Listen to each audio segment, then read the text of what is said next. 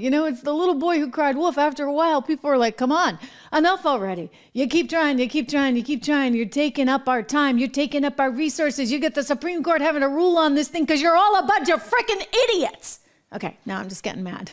Like, I am getting mad because we've been through this and through this and through this. I mean, we're dealing with it down in Fulton County, Georgia, where, you know, you got a prosecutor who's hiring her boyfriend, allegedly. I mean, I don't know why you're texting 2,000 times with somebody who's not. These people, these leftist extremists that are trying to get in the way of what you should have every right to do, and that is to vote for the person that you believe is the person that you want to run this country. When they're starting to get in the way of that, they are getting in the way of the government for the people, by the people. And that is a big problem, ladies and gentlemen. Let's go over to MSNBC as they were reacting to this news as well in real time, and they're not too happy either. Take a peek. And we do know some of the polling when you ask the voters about whether a conviction here would make a difference in their vote shows that, yes, that is something that could make their vote if Trump were criminally convicted as it relates to election interference in the 2020 election. Congresswoman Edwards, I should say, we're still months away, though, from the court hearing the decision and then ultimately making their ruling on the immunity claim brought by Trump.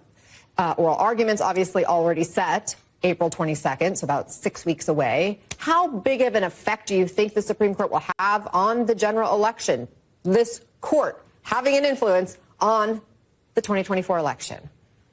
Well, I think this court is exactly where it doesn't want to be and doesn't need to be, and that is right in the middle of an election. Not since Bush v. Gore have we seen a court that's had this many opportunities to interfere in the election going forward. Look, that said, I think that this campaign is going to come down to whether voters want to choose somebody who either is facing criminal conviction or is convicted of a crime, and whether or not they want to preserve democracy. Those are really going to be the choices. And, you know, my view is that at the end of the day, voters are going to say they don't want to return back to the chaos of Donald Trump, to him undermining the rule of law and possibly being convicted of a crime going into an inauguration. I think voters are going to be very clear about that.